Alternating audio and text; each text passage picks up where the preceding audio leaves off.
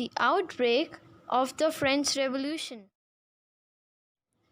Louis 16 को काफ़ी सारे रीज़न से टैक्स बढ़ाने थे, जैसा कि हमने पिछले पार्ट में पढ़ा था। अब हम ये पढ़ेंगे कि उसके आगे क्या हुआ। लुइस 16 टैक्स बढ़ाना चाहता था, पर वो ये अपनी मर्ज़ी से नहीं कर सकता था, तो उसे एस्टेट जनरल की एक मीटिंग बुलानी थी। एस्टेट जनरल ये एक ऐसी पॉलिटिकल बॉडी थी जिसमें तीनों एस्टेट्स अपने रिप्रेजेंटेटिव्स भेजा करते थे। इस मीटिंग को बुलाने की पावर सिर्फ किंग के हाथ में थी और लास्ट टाइम ये मीटिंग 1614 में हुई थी। लुइस 16 ने 5 मई 1789 को टैक्सेस को बढ़ाने के लिए एस्टेट जनरल की एक मीटिंग बुलाई, जो कि वर्सेले पैलेस के एक हॉल में थी। उसमें फर्स्ट और सेकंड स्टेट के 300 लोग आमने सामने बैठे थे और थर्ड एस्टेट के 600 लोग उनके पीछे खड़े हुए थे। थर्ड एस्टेट को रिप्रेजेंट करने के लिए वही लोग आते थे जो अमीर मीन्स रिच और पढ़े लिखे थे।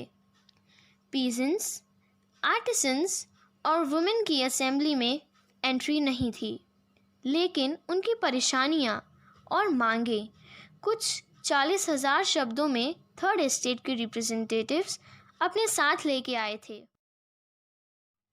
अब तक फ्रांस में 1 एस्टेट इक्वल्स टू 1 वोट की पॉलिसी थी। लुइस 16 इसी पॉलिसी को चलाना चाहता था, लेकिन थर्ड एस्टेट के लोग 1 मेंबर इक्वल्स टू 1 वोट की पॉलिसी चाहते थे, जो कि उन्होंने रोसियो की द सोशल कॉन्ट्रैक्ट बुक में पढ़ा था। बट किंग ने इस प्रपोजल को रिजेक्ट कर दिया, तो थर्ड एस्टेट के मेंबर्स असेंबली को छोड़कर चले गए और उन्होंने विद्रोह किया। अब ये बात है 20 जून की। थर्ड एस्टेट के रिप्रेजेंटेटिव्स खुद को पूरे फ्रांस नेशन का स्पोक्समैन मानने लगे। अब थर्ड एस्टेट के सारे रिप्रेजेंटेटिव्स वर्सेले पैलेस के एक इंडोर टेनिस कोर्ट में इकट्ठे हुए और उन्होंने अपने आप को एक नेशनल असेंबली घोषित कर लिया और उन्होंने कसम खाई कि जब तक वो ऐसा कॉन्स्टिट्यूशन नहीं लिख लेते जिसमें किंग की पावर्स कम हो, तब तक वो वहाँ से नहीं जाएंगे। और उनके लीडर्स थे मिराबे एंड अबेसियस। मिराबे का जन्म एक नोबल फैमिली में हुआ था, लेकिन वो मानता था कि फ्यूडल प्रिविलेज सिस्टम ख़त्म होना चाहिए और साथ ही उसकी स्पीचेस भी बहुत पावरफुल हुआ करती थी। अबेसियस वो एक प्रीस्ट था और साथ ही उसने एक पैम्फलेट भी लिखा था जिसका नाम था what is the third estate. जब नेशनल असेंबली वर्सेले पैलेस में कॉन्स्टिट्यूशन लिख रही थी, तब बाकी का फ्रांस बहुत गुस्से में था। बहुत ज़्यादा सर्दी के कारण सारी फसलें ख़राब हो गई थी और साथ ही ब्रेड के प्राइस बहुत ज़्यादा बढ़ गए थे। इन सिचुएशंस का बेकर्स ने फ़ायदा उठाया और सप्लाई रोक दी। औरतों को कई घंटों तक बेकरीज के बाहर लाइन में खड़ा रहना पड़ता था। अब गुस्से में औरतें दुकानों में घुस गईं। वहीं दूसरी तरफ लुइस 16 ने अपने सैनिकों को पेरिस जाने का आदेश दे दिया। इन वजहों से 14 जुलाई को फ्रेंच रेवोल्यूशन की शुरुआत हुई और उस दिन फ्रांस के लोगों ने बास्टिले जेल को तोड़ दिया। इधर उधर अफवाहें फैलने लगी कि नोबल्स ने ब्रिगेंड्स मतलब किराए के लोग थर्ड एस्टेट के लोगों की तैयार फसल को बर्बाद करने के लिए हायर किए हैं। तो इस डर से अलग अलग डिस्ट्रिक्ट्स के किसानों ने छाठों मीन्स नोबल्स के घरों पे हमला कर दिया और उनके सारे अनाज लूट लिए और सारे लोन के डॉक्यूमेंट्स जला दिए। इस डर से कई सारे नोबल्स अपने घर छोड़कर भाग गए और पड़ोसी देशों में शिफ्ट हो गए। इस सिचुएशन को देखते हुए लुइस 16 ने नेशनल असेंबली को मान्यता दी मीन्स वैल्यू दी और उसने बात एक्सेप्ट कर ली, मान ली कि उसकी पावर्स अब से कॉन्स्टिट्यूशन के लिमिट में होंगी। 4 अगस्त 1789 की रात को नेशनल असेंबली ने कुछ चीज़ों को ख़त्म कर दिया। उनमें से पहला था फ्यूडल सिस्टम, दूसरा फोर्स टैक्सेस, तीसरा था क्लर्जीज के प्रिविलेजेस, चौथा टाइट टैक्स और लास्ट था कि उन्होंने चर्च की सारी ज़मीनें ले ली थीं। इन सब बातों से फ्रांस को करीब करीब 2 बिलियन लिवरेज का फ़ायदा हुआ। अब फ्रांस मोनार्क से कॉन्स्टिट्यूशनल मोनार्की बन गया था। साथ ही नेशनल असेंबली ने 1791 में कॉन्स्टिट्यूशन पूरा कर लिया। अब सारी पावर्स मोनार्क के हाथ में नहीं थीं, अलग अलग इंस्टीट्यूशंस में बट गई थी। Legislature, executive, judiciary. ये काम कैसे करता था अब हम ये जानेंगे। फ्रांस की 28 मिलियन की पॉपुलेशन में से 4 मिलियन लोग ही वोट कर सकते थे, जिन्हें हम एक्टिव सिटीजन्स कहते थे। इनके बारे में हम आगे पढ़ेंगे। और जिनको वोट देने का अधिकार नहीं था उनको पैसिव सिटीजन्स कहते थे। ये एक्टिव सिटीजन्स 50,000 लोगों को वोट दिया करते थे, जिनको हम इलेक्टर्स कहते थे। और इन इलेक्टर्स में से एक नेशनल असेंबली बनती थी जिसमें 745 मेंबर्स हुआ करते थे। ये सिस्टम लेजिस्लेचर कहलाता था। ये 745 मेंबर्स किंग पे और उसके मिनिस्टर्स पे कंट्रोल रखा करते थे। इस सिस्टम को हम एग्जीक्यूटिव कहते थे। लेकिन अभी किंग के पास वीटो पावर थी। ये एक ऐसी पावर थी जिसमें किंग की मर्ज़ी के बिना कोई भी डिसीजन नहीं लिया जा सकता था। और एक्टिव सिटीजन्स के वोट से ही जज चुने जाते थे, जिनको जुडिशरी कहते थे। 1791 का constitution indirectly elected national assembly के लॉ का बेस बना। अब जानेंगे एक्टिव सिटीजन्स के बारे में। इन लोगों को वोट देने का अधिकार था। इसमें आते थे 25 साल से ज़्यादा उम्र के आदमी जो कम से कम लेबर की 3 दिन के वेजेस के बराबर टैक्स पे करते हों। और पैसिव सिटीजन्स में आते थे बाकी के आदमी, औरतें और बच्चे जिनको वोट देने का अधिकार नहीं था। इलेक्टर बनने के लिए या फिर नेशनल असेंबली का मेंबर बनने के लिए आदमी को हाईएस्ट टैक्स पेयर ग्रुप में से होना चाहिए था। कॉन्स्टिट्यूशन की शुरुआत हुई लोगों और सिटीजन्स के राइट्स की घोषणा से। उनमें से पहला था राइट टू लाइफ, दूसरा फ्रीडम ऑफ स्पीच, तीसरा था फ्रीडम ऑफ ओपिनियन और चौथा था इक्वालिटी बिफोर लॉ। ये सब नेचुरल राइट्स थे जो किसी भी साधारण आदमी को उसके जन्म से ही मिलने चाहिए और कभी भी छीने नहीं जाने चाहिए। और इन सब नेचुरल राइट्स को प्रोटेक्ट करना ही स्टेट की ड्यूटी हुआ करती थी। अब हम पढ़ेंगे पॉलिटिकल सिंबल्स के बारे में। ये सब सिंबल्स ले बार्बियर ने ड्रॉ किए थे और इनको ड्रॉ करने का पहला रीज़न था डिक्लेरेशन ऑफ राइट्स को समझाना, और दूसरा रीज़न था कि ये सिंबल उन लोगों को समझाने के लिए ड्रॉ किए गए थे जो पढ़ लिख नहीं सकते। उसमें से कुछ ये हैं। पहला सिंबल था दी ब्रोकन चेन। चेन गुलामों को बांधने के लिए इस्तेमाल की जाती थी, तो ब्रोकन चेन आज़ादी को दिखाती थी। दूसरा था सेप्टर, ये रॉयल पावर को दिखाता था। और तीसरा था द लॉ टैबलेट, ये बताता था कि कानून सबके लिए बराबर है और सब लोग इसके आगे एक जैसे हैं। और ऐसे ही कुछ सिंबल्स और भी थे। अब फ्रांस मोनार्की को हटाकर रिपब्लिक हो गया था। और ये कैसे हुआ अब हम ये जानते हैं। फ्रांस की सिचुएशन अब भी कई सालों तक खराब बनी रही। लुइस 16 ने कॉन्स्टिट्यूशन पर साइन कर दिया था, लेकिन वो प्रूशिया के राजा के साथ चोरी छुपे षड्यंत्र रचा रहा था।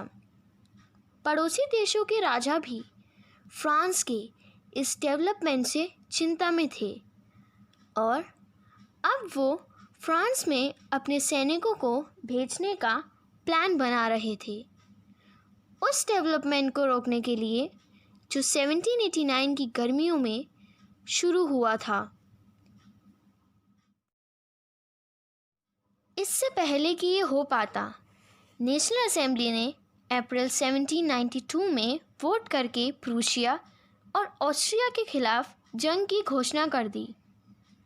हजारों वॉलंटियर्स ने आर्मी ज्वाइन कर ली और ये पूरे यूरोप में फैल गया कि ये जंग आम आदमियों और राजाओं के बीच में है।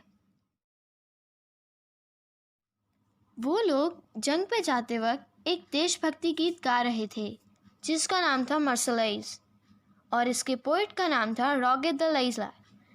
यही गाना आज फ्रांस का नेशनल एंथम है। ये गाना पहली बार उन वॉलंटियर्स के द्वारा गाया गया था जो मर्सिलीज नाम की जगह से पेरिस जा रहे थे और तभी से इस गाने का नाम मर्सलाइज पड़ गया।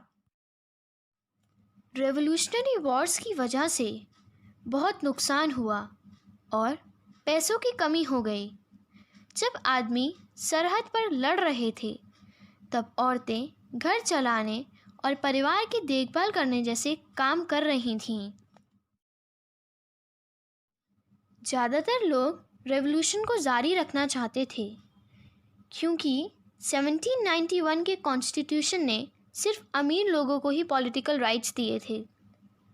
उस समय पॉलिटिकल क्लब्स गवर्नमेंट पॉलिसीज़ की डिस्कशन और मीटिंग्स के लिए एक मुख्य जगह बन गए और उन पॉलिटिकल क्लब्स में से सबसे सक्सेसफुल क्लब था जैकोबिन क्लब। इसका नाम पेरिस के पिछले कॉन्वेंट के सेंट जैकोब के नाम पे पड़ा। इस दौरान जो एक्टिव वुमेन थी उन्होंने भी अपना खुद का क्लब बनाया, Jacobin club.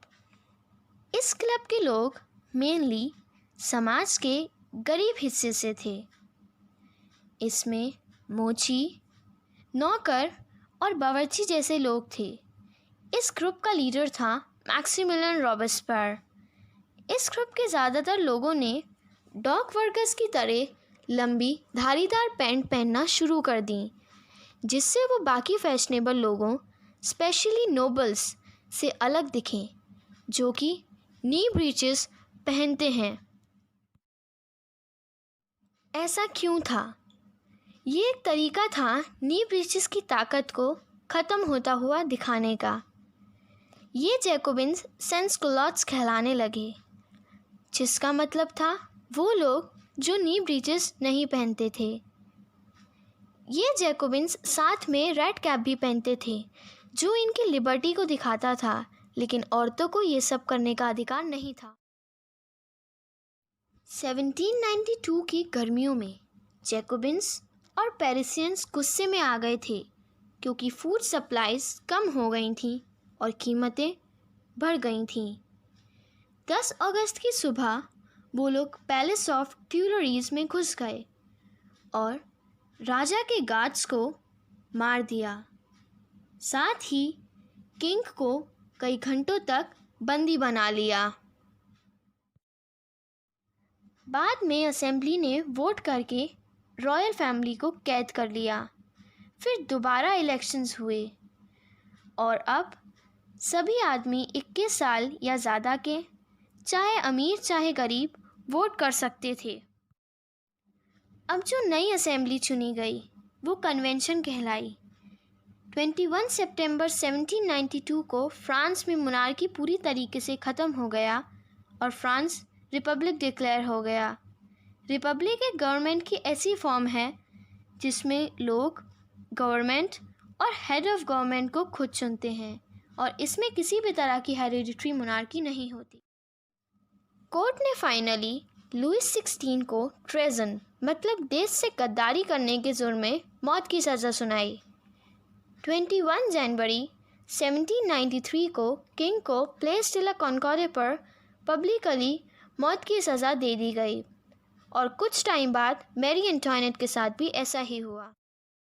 The rain of terror मतलब आतंक का समय। 1793 से 1794 के पीरियड को रेन ऑफ टेरर कहा गया है। इस पीरियड को आतंक का समय मैक्सिमिलियन रॉबेस्पियर के स्ट्रिक्ट कंट्रोल और पनिशमेंट की वजह से कहा गया है। जितने भी आज़ादी के दुश्मन थे जैसे कि नोबल्स, क्लर्जीज, दूसरी पार्टी के लोग और यहाँ तक कि उसकी खुद की पार्टी के लोग जो उससे असहमत थे, उन सब को अरेस्ट कर लिया गया, जेल में डाला गया और उनके ऊपर रेवोल्यूशनरी ट्रिब्यूनल मतलब उनके कोर्ट में केस चलाया गया। अगर उन्हें दोषी पाया जाता तो उनको गुलिथीन की सज़ा दी जाती थी। गुलिथीन एक ऐसी मशीन थी जिसमें 2 पोल और एक ब्लेड था जिसे लोगों का सर काटने के लिए इस्तेमाल किया जाता था। इसका नाम डॉक्टर गुलिथीन के नाम पे रखा गया, जिन्होंने इस मशीन की खोज की थी। रॉबेस्पियर के गवर्नमेंट ने कुछ नियम बनाए, जिसमें से पहला था मजदूरी और कीमतों को मैक्सिमम लिमिट पर फिक्स कर देना। दूसरा था मीट और ब्रेड की रेशनिंग होने लगी। तीसरा, किसानों को ज़बरदस्ती अपना अनाज शहरों में गवर्नमेंट के द्वारा फिक्स की हुई कीमतों पर बेचना होता था। चौथा, महंगे सफ़ेद आटे को बंद कर दिया और सभी लोगों को इक्वालिटी ब्रेड खाने को कहा, जिसका लोफ पूरे गेहूं से बना था और इसे फ्रांस में पान डिग्लिटे कहा जाता था। पांचवा था, इक्वालिटी बनाए रखने के लिए पब्लिक स्पीचेस जैसी चीज़ें हुआ करती थीं। छठवां, फ्रांस में लोग पहले एक दूसरे को मॉसर मतलब सर और मदामे मतलब मैडम बुलाया करते थे। अब उन्होंने सिटीजन्स बुलाना शुरू कर दिया, जिसे फ्रांस में सिटॉयन और सिटॉयने कहते थे। सातवां, चर्चेस को बंद करके ऑफिसेस और सोल्जर्स के रहने के लिए बैरक्स बना दिए गए। रॉबेस्पियर का खात्मा। रॉबेस्पियर ने पॉलिसीज़ बहुत ही सख्ती के साथ लागू कर रखी थीं कि उसके साथी भी थोड़ी नरमी चाहते थे, और आखिर जुलाई 1794 में मैक्सिमिलियन रॉबेस्पियर को कोर्ट के द्वारा दोषी ठहराया गया। उसे अरेस्ट कर लिया गया और अगले दिन गुलिथीन की सज़ा दे दी गई।